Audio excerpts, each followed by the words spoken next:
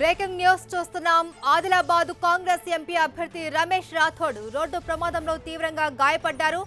మావల వద్ద కారు చెట్టును ఢీకొనడంతో ప్రమాదం జరిగింది. గాయపడ్డ రమేష్ రాథోడ్ ను రిమ్స్ ఆసుపత్రికి తరలించారు.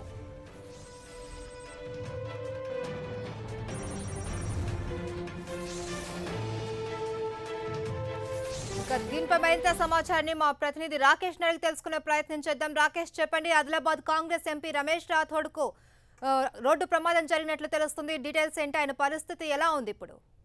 మహేశ్వరి, యాక్చువల్ గా చూసుకున్నట్టు ఇది ఏదైతే ఎంపీ ఎలక్షన్స్ కు సంబంధించినంత వరకు ఎంపీ ఎలక్షన్స్ క్యాన్వాసింగ్ కంప్లీట్ అయిన తర్వాత రాథోడ్ రమేష్ ఆదిలాబాద్ పట్టణంలోనే తన ఉన్నట్టు తెలుస్తుంది. అక్కడి నుంచి ఊట్నూరులో ఆయన నివాసానికి వెళ్లే క్రమంలోనే మావల వద్ద యాక్సిడెంట్ అయినట్టు తెలుస్తుంది. అయితే మావల వద్ద ఏదైతే యాక్సిడెంట్ జరిగిందో ఆ యాక్సిడెంట్ జరిగిన ప్లేస్ లో తీవ్రంగా గాయపడ్డట్టు తెలుస్తుంది. హెడ్ ఇంజరీ కూడా అన్నట్టు పోలీసులు కూడా ధృవీకరించడం జరిగింది. అక్కడి నుంచి హుటాహుటిన రిమ్స్ హాస్పిటల్ కి తరలించారు. ఇప్పుడు ప్రస్తుతం మాత్రం రిమ్స్ హాస్పిటల్ లో ఆయనే చికిత్స పొందుతున్నారు. ప్రస్తుతానికి మాత్రం సివియర్ ఇంజరీ ఉన్నా కానీ ఎలాంటి అపాయం ఏం లేదు అని చెప్పేసి హాస్పిటల్ వర్గాలు కూడా చెప్పడం జరిగింది.